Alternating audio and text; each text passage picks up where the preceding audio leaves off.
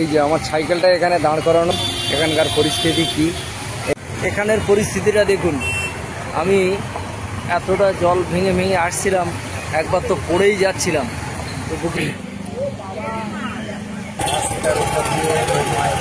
মধ্যে এরকম অজস্র খালা গাড্ডা, আমি তো এখন আবার এইসব করছো। আসলে বড়দা তুমি তো বেরিয়ে যাবে, আর এই আসতে সন্ধ্যা হয়ে যাবে, হয়তো আর আনারসটা খাওয়ারই সময় হবে না। তো একটু কাটি, কেটে আর তোমাদের দিই, আর ঐশিকা এসে খাবে। ঠিক আছে। বড়দাও চলে এসছে। আনারস খাওয়া কিন্তু চলছে। হ্যাঁ, বড়দার ভাই দুজন, দুই ভাই এক জায়গা থেকে খাচ্ছে। বললো আমাদের আর সময় নেই, 3টে তো প্রায় বেজে গেছে, আমরা বেরোবো, তুমি তাড়াতাড়ি করে দাও। হ্যাঁ, আমি একটু নিয়েছি, মিষ্টি আছে বেশ। আনারস মিষ্টি না?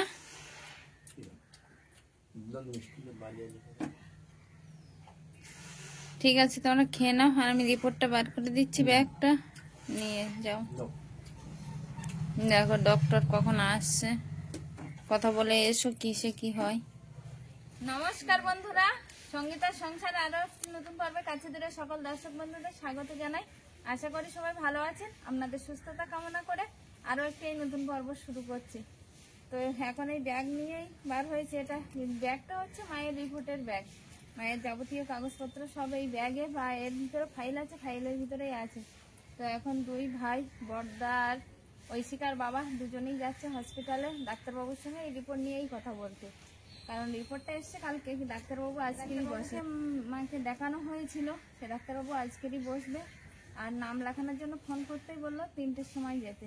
তো 3টে প্রায় বাজতে চলেছে, এখন ওরা দুজনে বার হয়ে পড়বে। তো এখান দিয়ে নতুন পর্ব শুরু করলাম। আর রিপোর্টে কি আসছে বা কি জানা যাচ্ছে, কবে কি হচ্ছে, সব কিছুই জানাবো আপনাদেরকে। তো পুরো পর্বটা দেখতে থাকুন। আর যারা নতুন দেখছেন তারা প্লিজ আমার চ্যানেলটিকে সাবস্ক্রাইব করে একটু পাশে থাকবেন, বন্ধু হবেন, এগিয়ে যাওয়ার অনুপ্রেরণা, লাইক করবেন, শেয়ার করে একটু বন্ধুত্বের হাত বাড়িয়ে দেবেন, আমার পাশে থাকবেন। না বড়দা, রিপোর্টে ব্যস্ত, আমি তো আর যাবো না, অলিভিয়া ঘুমিয়ে আছে।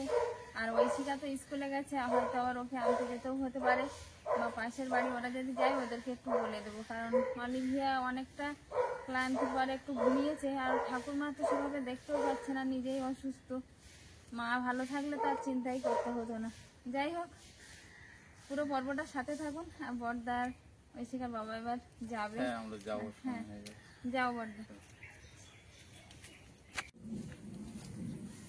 দুই ভাই বার হয়ে পড়লো নার্সিংহোমের উদ্দেশ্যে। এখন খবরটা বিকালবেলা ভালো ভালো আসলেই আমরা জানতে পারবো। মাঠের দিককার জল তো কমেনি, মাঠের জল আর এই জল একদম এক সমান হয়ে আছে। এইখানটা বাচ্চারা খেলা করতো, তো এই যে এই রাস্তার গায়ে এই জল, আর এখনো কতদিন থাকবে জানি না। এই জল ভোগান্তি তো লেগেই আছে, বৃষ্টি পড়ে সেখান থেকে।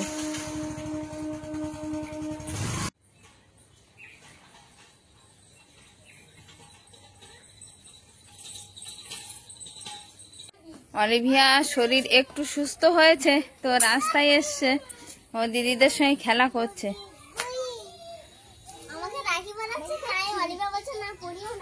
তোমার বন্ধু রাখি পরাচ্ছে?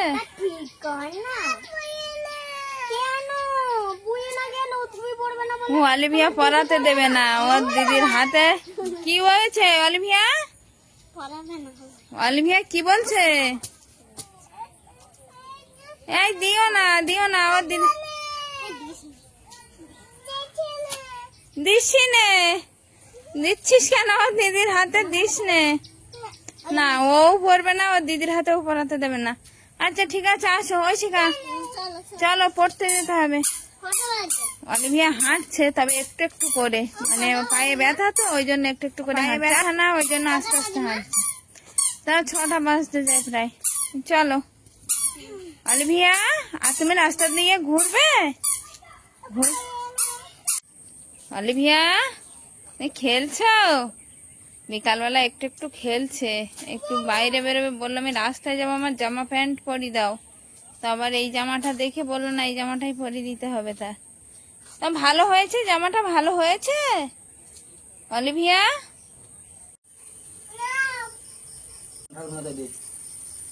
তো মায়ের রিপোর্টটা তো নিয়ে এলাম, কি হয়েছে আমি এসে বলবো। তড়িঘড়ি করে আমি বেরিয়ে গেলাম, দোকান থেকে বারবার ফোন করছে। রাজপুর যাবে এখন? হ্যাঁ, রাস্তায় অনেকটা জল, আমি খবর নিয়েছি। আমি সকালবেলা একবার গিয়ে যেতে পারিনি, ফিরে এসেছি, কিন্তু আমাকে মরি বাঁচি করে যেতেই হবে। হ্যাঁ, দোকানে হয়তো মাল নেই, বুঝলে না, এতবার ফোন করছে, মানে সে আর বলার মতো না।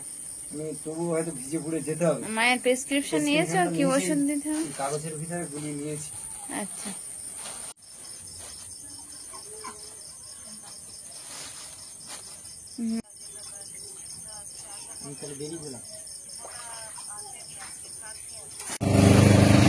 সারাদিন তো একাজ ও কাজ করে কেটে গেল। দোকানে একবার যাওয়ার জন্য এসেছিলাম, কিন্তু যেতে পারিনি জলের ভয়ে। কিন্তু সারাদিন দোকান থেকে বারবারই ফোন করছিল, মাল নেই মাল নেই করে। হয়তো আমি না গেলে অন্য থেকে মালটা নিয়ে নেবে। আমি অনেক দিন যাইনি বাড়ির সমস্যার কারণে, তাই আর কোনো দিকে না ভেবে বেরিয়ে পড়েছি। আমি এখন সোনারপুর ব্রিজের উপর দিয়ে সাইকেলটা ঠেলে ঠেলে নিয়ে যাচ্ছি। নিচে দিয়ে গেলে হয়তো একটু কষ্ট কম হতো, কিন্তু রেল লাইন পার করতে করতে অনেকটা সময় লেগে যায়, আর ওটা অনেকটা ঝুঁকির। তো আমি এখন এই ব্রিজের উপর দিয়ে সাইকেলটা ঠেলে ঠেলে উপরে নিয়ে এসেছি। অনেকটা খাড়াই, তো ঢালে গিয়ে চালাবো। কি পরিস্থিতি উপরে আমার জন্য অপেক্ষা করছে তো জানি না, সেখানে গিয়েই দেখাবো। তো আপনারা সঙ্গে থাকুন আর দেখতে থাকুন। নিচেই এসে আমি দাঁড়িয়েছি, দাঁড়িয়ে এখানে এই একটা মনোরম পরিবেশ, এটা দেখিয়ে নিলাম। তো এরপরেই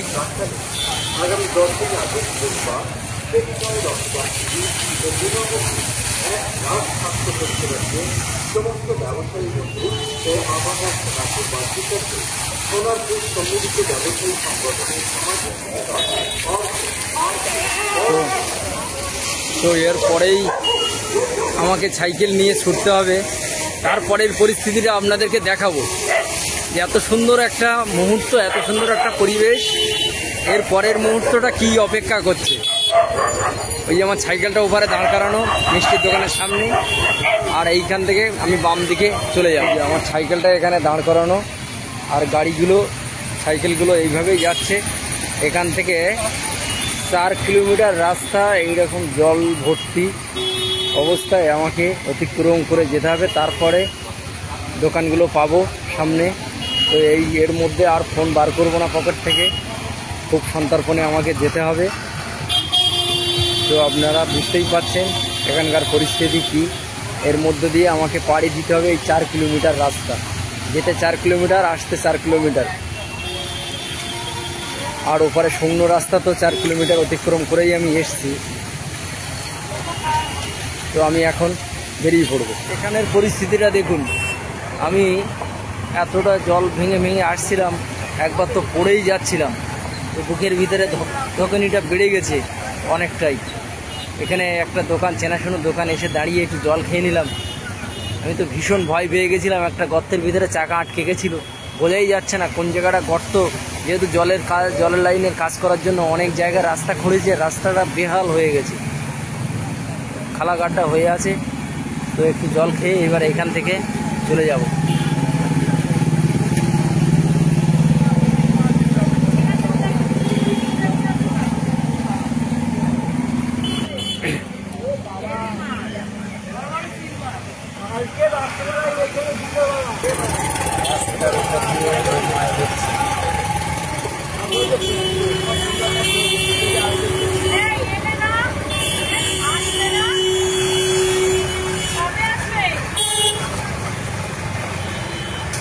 অবশেষে একটা দোকানে এসে আমি দাঁড়িয়ে গেলাম।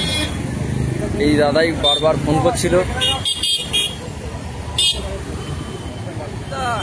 বলে এত ঘন ঘন ফোন করছিলে কেন বলো? না এলে ফোন করবো না, আমার মালের অসুবিধা, মাল নেই। ও, সে তো বুঝতে পারছি। ফিরে যাচ্ছে, আমার দোকানে হাজবেন্ড হচ্ছে। হ্যাঁ, বাড়িতে সমস্যা, তো আমি ফোন করে বললাম তোমার সমস্যা থাকলে হবে, আমার দোকানটা তো চালাতে হবে। না, সে তো ঠিক কথা। যাই হোক, ভালো হয়েছে তুমি দেখছি মালও তো নেওনি কারোর থেকে দেখছি। মালটা একদম ফাঁকা হয়ে রয়েছে। আচ্ছা, ঠিক আছে।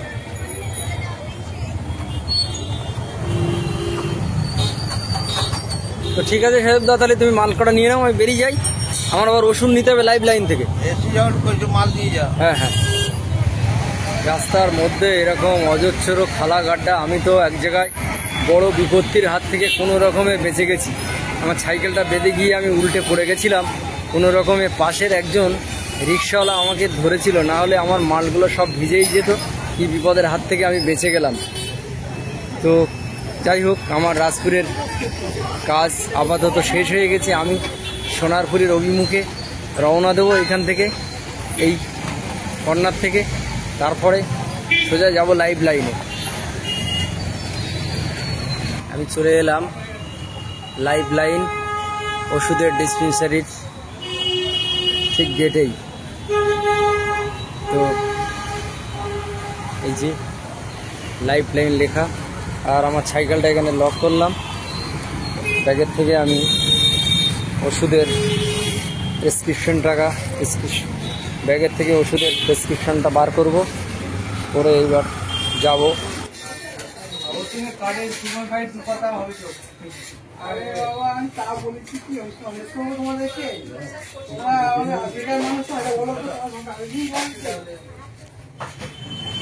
তো আপাতত আমি ওষুধ নিয়ে এবার আমার সাইকেলের কাছে চলে এসেছি।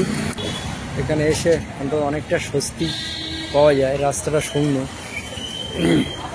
তো আমি গেছিলাম ওই ফুট দিয়ে, আর ফিরে এলাম এই ফুট দিয়ে। তো আমি আর ব্রিজের উপর দিয়ে যাব না। ব্রিজের উপর দিয়ে যেতে গেলে অনেকটা রাস্তা সাইকেল ঠেলে ঠেলে নিয়ে যেতে হয়। লোক এইখান থেকে রেল লাইন টপকে টপকে পার হচ্ছে, আমাকেও এই 6খানা লাইন টপকে পার হতে হবে। তো আস্তে আস্তে অনেকটা পথ শেষ করে এলাম। আপাতত জলের রাস্তাটাই শেষ করে এলাম, এইটাই একটা আত্মসন্তুষ্টি। বৃষ্টিও 1-2 ফোঁটা করে পড়ছে মাথার উপরে। আমি আস্তে আস্তে বাড়ির দিকে রওনা হব। প্রায় লোক, অনেকটা রাত্রি হয়ে গেছে, সমস্ত লোক সব কাজের থেকে ফিরছে। আমি আসবো। আসবে বাবা, আসবে। হ্যাঁ হ্যাঁ, দৌড়ে এসছে বাবা, এসছে তাই দরজা খুলে দিতে। উঠবে নাকি একটু? ওই ঠাকুরমার ওষুধ ব্যাগের ভিতরে আগে দেখে নিচ্ছে কি।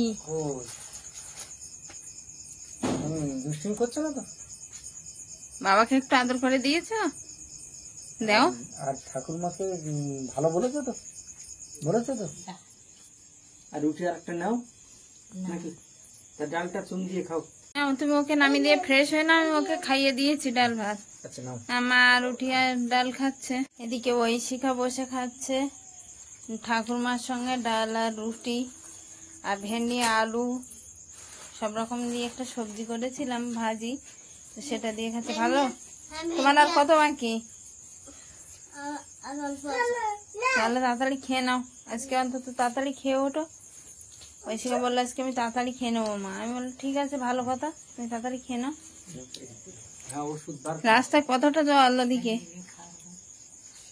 জল কতটা, তো 4 কিলোমিটার রাস্তা পুরোটাই জল। তাই না? বড় বিপত্তির হাত থেকে বেঁচে গেলাম। কেন? গাড়ি গাড্ডার ভিতরে পড়ে গেছিল সাইকেল। হ্যাঁ, কোন রকমের পিছন দিকে একজন রিক্সাওয়ালা ও লোক ধরলো। আরে জলের তলায় বোঝা যাচ্ছে না কিছু। হ্যাঁ, চারিদিকেই তো জল পড়েছে সকাল থেকে দেখতে সবাই। যাই হোক, তুমি চেঞ্জ করে নাও, অনেক রাত হয়েছে। হুম, কতটা লেগেছে? ফুলে গেছে। হ্যাঁ, অনেকটাই তো ফুলে গেছে। সাবধানে যাবে তো একটু। সাবধানে জলের তলায় কি করে সাবধানে যাবে? ও বাবার পায়ে লেগেছে, দেখেছো? পড়ে গিয়ে কতটা লেগেছে। এই না, এখান থেকে একটু লেগেছে, কেলিয়ে গেছে। মলম লাগিয়েছো? লাগিয়েছি মলম অল্প একটু। আসলে রাস্তায় এত পরিমাণ জল হয়ে গেছে, কোথায় নালা আর কোথায় রাস্তা একট হয়ে ঢেউ আছে। হচ্ছে তো, নদীতে যেরকম ঢেউ হয় না, মানে গাড়ি যাচ্ছে। গাড়ি যাচ্ছে, ওরকম ঢেউ হচ্ছে, আর জল ঘোলা বোঝা যাচ্ছে না। মাছ ধরছে রাত্রির লোক রাস্তার উপরে। হ্যাঁ, বাবা অনেকটাই ফুলে গেছে, এখানটা রাস্তার কালো পাড় মতো দিয়ে- হয়ে গেছে। রাস্তার পাড় দিয়ে বুঝলে মা, এরকম কোঁচ দিয়ে টর্চ মেরে মেরে লোকে মাছ ধরছে, বড় বড় মাছ, সব এরকম বড় বড় রুই মাছ। হ্যাঁ, হ্যাঁ ওই কলকাতার রাস্তার পরে। হ্যাঁ, পাশে বড় বড় সব পুকুর না, ও ওই পুকুর ডুবে গেছে মনে হয়। পুকুর ডুবে রাস্তার উপর উঠে গেছে মাছ সব। যাই হোক, যা হওয়ার হয়ে গেছে। আর এর থেকে আরো বড় বিপদ হয়নি, এটাই ঠাকুরকে অশেষ ধন্যবাদ। ওষুধ সব পেয়েছো? আচ্ছা দাও জল দিয়েছো? দাও, ঠাকুরমার ওষুধটা ঠাকুরমার হাতে দিয়ে দাও। জল খাও। হ্যাঁ, খাও। হুম, তুমি একটু ওষুধ খাবে নাকি? খাবে খাবে। বল না। রাত্রে রান্না হয়েছে এই ডাল, আর এদিকে আছে উঠেছিল বাগান থেকে একটা ঢেঁড়স, একটা কুশি, আর একটা না গোটা কয়েক আলু। তো ঐশিকার বাবা খেতে বসে গেছে, আর অলিভিয়া আবার কি তুলে নিল, ও আলু ভাজা খাচ্ছে। হ্যাঁ কি নিচ্ছে? হ্যাঁ, ওই তো আলু ভাজা নিয়ে আর খাচ্ছে। ভালো। বাবা এ বাড়িতে এলো প্রায় বেশ কিছুদিন বাদেই। বাবা এসে জিজ্ঞাসা করছিল যে অপারেশনের কি ডেট হলো, তো ও অপারেশনের ডেট এখনো পাওয়া যায়নি। আজকের আবার ডাক্তার দেখাতে নিয়ে যেতে হবে, ওই সুগারের স্পেশালিস্ট ডাক্তার দেখাতে হবে, আর কিডনি স্পেশালিস্ট ডাক্তার দেখাতে হবে। ডাক্তার ওখান থেকে বলে দিল। তো আজকে আবার নিয়ে যাব, 10টার সময় নাম লেখাতে হবে, লিখিয়ে বিকেলবেলা যাব। আর তোমার ওই রাস্তার জল কমে গেছে? কতটা জল? ও তা বেশি বেরিও না তাহলে বাইরে। তা সে যেদিক থেকেই যাও, তোমার জল মারিয়ে তো বাড়ি ঢুকতে হবে। সকালবেলা খাওয়া দাওয়া করেছো? খাচ্ছে সুগার ফ্রি বিস্কিট, সকালবেলা টিফিন। রুটি টুটি আজকের আর খেলো না, বললো ওই বিস্কিটই খাবো, গরম জল দিয়ে ভিজিয়ে খাচ্ছে। দাদা বেরিয়েছে নাকি?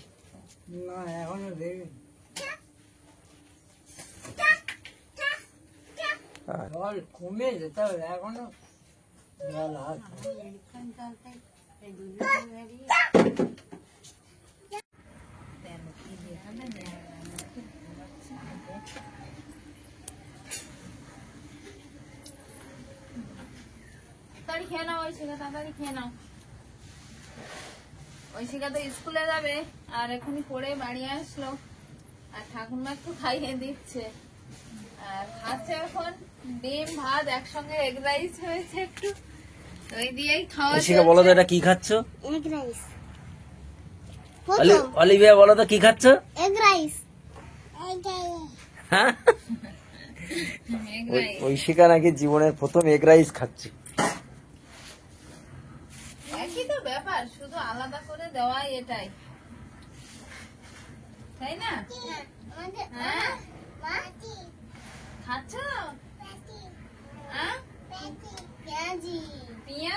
ও অলিভিয়া বলছে পেঁয়াজি মা। ওই পেঁয়াজ পড়ছে গালে, বড্ড বেশি বুঝে গেছে আমার এই মেয়েটা।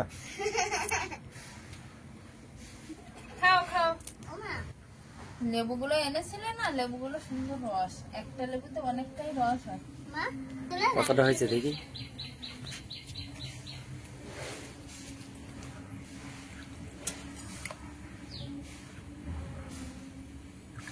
বাহ, দারুণ রস, কালকে বিকালবেলা একটা মাকে করে দিয়েছিলাম, তো এরকম সুন্দর রস। সব লেবুগুলো আর এই লেবু রসটা খেয়ে নাও তো, ও তো গরম আছে, ওই সময় তুমি একটা খেতে লাগা, ঠান্ডা লেবু রসটা খেয়ে নি। অনিবিয়া লেবুর রসই খেতে চায় না কেন, তো কি জানি। অন্য ফল টুকটাক সবকিছু মোটামুটি খায়, কিন্তু লেবুর রস খেতে চায় না। আজকে রাখির উৎসব, কালকে তোমাদের স্কুলে হবে হয়তো, বাবাকে বলেছি আনন্দ করবে সবাই একসঙ্গে, আনন্দ করলে বাবা ভালো। বলছে একটা কিনে দেবো, আমি বলছি দুটো দাও। আচ্ছা দেবে রাখি কিনে। তো আজকে সে কালকে বিকাল থেকে তো পর্বটা শুরু হয়েছে, আর মায়ের রিপোর্ট নিয়ে ডাক্তার দেখাতে গেছিল বড়দা। সেই বড়দা না, ঐশিকার বাবা, ওরা দুজনে দুই ভাই একসঙ্গে গেছে। তো মায়ের তো একটু সুগার আর প্রেশারের সমস্যা আছে, ওই জন্য সেই ডক্টর দেখাতে হবে, সুগার স্পেশালিস্ট ডাক্তার দেখিয়ে তারপরে মানে ঠিক হবে কবে কি হবে অপারেশনের ডেট, কিন্তু এখনো সেটা হয়তো অনেকটাই দেরি। তো আজকে পর্বটা সেই কাল থেকে শুরু হয়েছে, আগেও তো একবার বললাম, আর এই পর্বটা এখানেই শেষ করছি। তবে ভিডিওটা কেমন হয়েছে অবশ্যই কমেন্ট বক্সে জানাবেন। দেখা হচ্ছে আগামী পর্বে, ততক্ষণে যেন আপনারা ভালো থাকবেন, সুস্থ থাকবেন। নমস্কার। টাটা, টাটা দাও। টাটা।